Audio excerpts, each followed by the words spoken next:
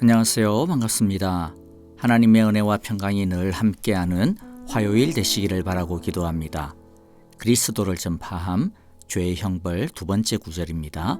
히브리서 9장 27절 외우겠습니다. 히브리서 9장 27절 말씀, 한 번 죽는 것은 사람에게 정해진 것이요 그 후에는 심판이 있으리니. 세 번역으로 외우겠습니다. 히브리서 9장 27절 말씀, 사람이 한 번 죽는 것은 정해진 일이요 그 뒤에는 심판이 있습니다. 아멘. 이 시간 찬양 드리겠습니다. 우리 주 하나님, 그분은 큰 영광과 존귀를 받기에 합당하신, 지금 여기 계시며 역사하시는 하나님이십니다. 믿음으로 고백하며 영광 돌리겠습니다.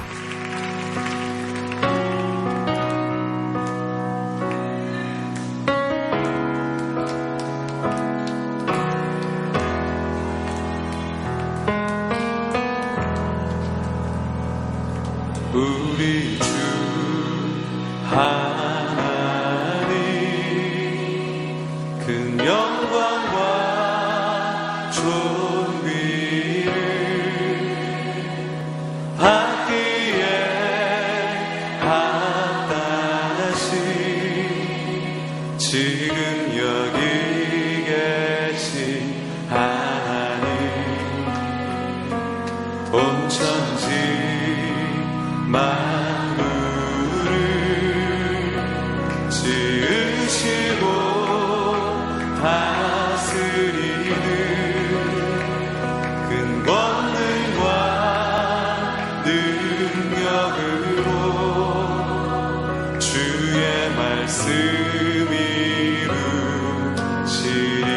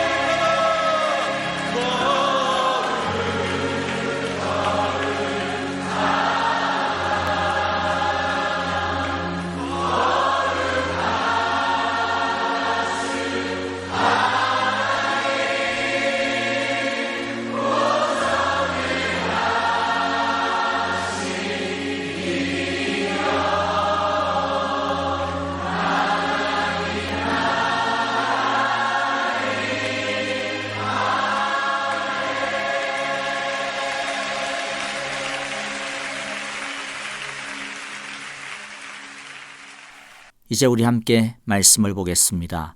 오늘은 예레미야 43장 1절부터 13절입니다. 1절 제가 먼저 읽습니다.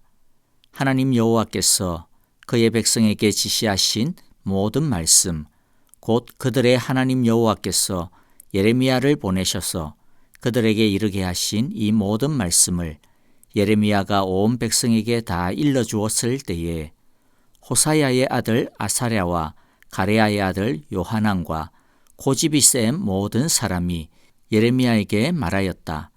당신은 지금 거짓말을 하고 있어. 우리의 하나님 여호와께서 당신에게 우리가 이집트로 가서 머무르게 해서는 안 된다는 말씀을 전하게 하셨을 리가 없소. 이것은 틀림없이 네리야의 아들 바룩이 우리를 바빌로니아 사람의 손에 넘겨주어서 그들이 우리를 죽이거나 바빌로니아로 잡아가도록 하려고 당신을 꾀은 것이요. 가레야의 아들 요하난과 모든 군 지휘관과 온 백성은 유다 땅에 머물러 살라는 여호와의 말씀을 듣지 않았다.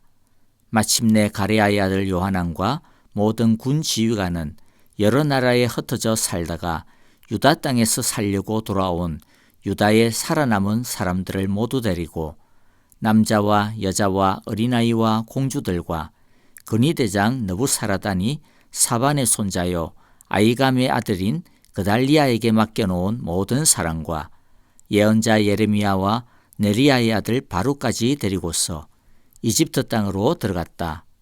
이처럼 그들은 여호와께 순종하지 않았다. 그들이 다바네스에 이르렀을 때에 여호와께서 예레미야에게 말씀하셨다.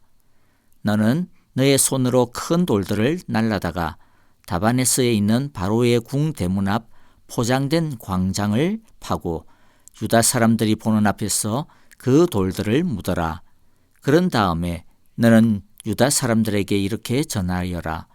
나 만군의 여호와 이스라엘의 하나님이 말한다. 내가 사람을 보내어 나의 종 바빌로니아 왕 느부갓네살을 데려오겠다. 그러면 그는 내가 묻어놓은 이 돌들 위에 자기의 보좌를 차려놓고 그 위에 차의를 빌릴 것이다. 그가 와서 이집트 땅을 치면 연병에 걸려 죽을 사람은 연병에 걸려 죽고 포로로 끌려갈 자는 포로로 끌려가고 칼에 맞아 죽을 자는 칼에 맞아 죽을 것이다. 그리고 그는 이집트의 신전들에 불을 놓아서 신상들을 태우거나 전리품으로 가져갈 것이다. 그는 마치 목동이 자기 옷에서 벌레를 잡아내듯이 이집트 땅을 깔끔히 털고 아무런 저항도 받지 않고 그곳에서 평안히 떠나갈 것이다. 그는 이집트 땅에 있는 태양 신전의 돌 기둥들을 부수고 이집트의 신전들을 불살라 버릴 것이다. 아멘. 하나님은 예레미야를 통하여 분명하게 그의 뜻을 전하셨습니다. 하나님의 뜻은 움직이지 말라라는 것이었습니다. 이에 대한 유다 백성들의 반응은 가히 폭발적이었습니다. 오늘 요한안을 위시하여 유다 백성들의 반응과 하나님의 말씀을 통하여 세 가지의 교훈을 붙잡기를 원합니다. 첫째, 머물러 있으라. 하나님의 대답이 무엇입니까? 인간적인 불안함, 인간적인 불편함, 인간적인 판단으로 문제가 없어 보이는 이집트로 가서는 안 된다는 것이었습니다. 이집트로 가면 전쟁도 없고 마음도 편안할 것 같아 보이지만 그곳도 전쟁터가 될 것이고 그들을 평안하게 지켜줄 수 있는 땅이 아니라는 것이었습니다. 머물러 있으라는 것이었습니다. 어디에 머물러 있어야 한다고 말합니까? 이스라엘 땅이었습니다. 그런데 여기서 이스라엘 땅은 단순히 지리적인 땅을 이야기하는 것이 아닙니다. 이스라엘 땅은 하나님께서 지시하신 땅입니다. 하나님의 말씀이 가리키고 있는 땅입니다. 그러므로 하나님의 말씀이 있는 곳에 머물러 있으라라고 하는 것입니다. 사실 겉으로 보기에는 가나안 땅은 바빌론이 다시 군대를 끌고 올 수 있다라고 하는 불안한 요소가 있고 뭔가 평안하게 안정적으로 돌아가는 것이 없이 매일 계속해서 하나님의 말씀을 물으면서 하루하루 그냥 건건히 버텨내야 하는 삶의 터전들입니다. 겉으로 보기에는 망하는 땅으로 보였습니다. 그러나 하나님의 말씀이 지시한 그곳이 가장 평안한 곳이요 전쟁을 피할 곳이 됩니다. 왜냐하면 하나님의 약속이 붙들고 있기 때문입니다. 하나님의 말씀이 있는 곳이기 때문입니다. 여러분, 우리가 어디에 머물러야 합니까? 돈을 쫓아서는 안 됩니다. 인간관계를 쫓아서도 안 됩니다. 명예를 쫓아서도 안 됩니다. 편안함과 편리함, 안정을 쫓아서도 안 됩니다. 오직 하나님과 그의 말씀이 머물라 명령하시는 그곳에 머물러 있어야 합니다. 하나님이 계시는 곳, 하나님의 말씀이 있는 그곳이 우리가 머물러 있어야 될 땅임을 꼭 기억해야겠습니다.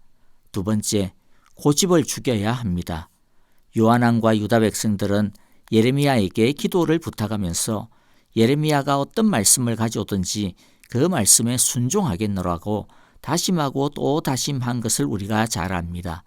하지만 그들은 듣기에 불편한, 받아들이기에 불편한 하나님의 말씀을 듣자 히스테리적인 반응을 보였습니다. 예레미야가 거짓말하고 있다고, 바룩이 중간에 장난질 치고 있는 것이라고, 예레미야가 거기에 쏘가 넘어가고 있는 것이라는 등 온갖 생떼를 다 부리기 시작했습니다. 문제가 무엇입니까? 그들의 고집이었습니다. 2절에 보니까 호사야의 아들 아사랴와 가레야의 아들 요하난과 고집이 센 모든 사람이 예레미야에게 말하였다. 당신은 거짓말을 하고 있어. 우리의 하나님 여호와께서 당신에게 우리가 이집트로 가서 머무르게 해서는 안 된다는 말씀을 전하게 하셨을 리가 없소. 여러분, 고집이 무엇일까요? 단순히 성질이 더러운 것이 아닙니다. 자기가 똘똘 뭉쳐있는 상태입니다. 자기가 자신의 주인인 상태입니다. 그렇기 때문에 아무리 하나님이라고 해도, 아무리 어떤 사람이라고 해도 이래라 저래라 말해봐야 들리지가 않습니다. 우리는 하나님 앞에서 고집을 부리면 안 됩니다. 하나님 앞에서 겸손해야 됩니다. 열려져 있어야 됩니다. 낮아져야 합니다. 유연해야 됩니다. 자기 생각과 판단만 죽어도 옳다라고 고집을 세우는 사람은 결코 하나님의 인정을 받을 수 없습니다. 복 있는 사람이 될 수도 없습니다. 왜냐하면 성경에 이르기를 복 있는 사람은 오만한 자의 자리에 앉지 않는 사람이라고 하였기 때문입니다. 하나님은 또한 교만한 자를 대적하신다라고 하셨기 때문입니다. 반대로 겸손한 사람은 복의 주인공이 됩니다. 하나님이 인정해 주시기 때문입니다. 여러분, 그러므로 자기의 틀과 주장 속에 갇혀 사는 고집이 센 사람이 되지 말아야겠습니다. 세 번째는 하나님의 통치는 이집트 땅에서도 행사되고 있다라고 하는 것을 알아야 되겠습니다. 유다 사람들은 결국 이집트로 피신합니다. 그리고 다바네스라는 성읍의 자리를 잡습니다. 예레미야와 바룩은 이집트로 떠나는 유다 사람들과 함께 이집트로 같이 따라 내려옵니다.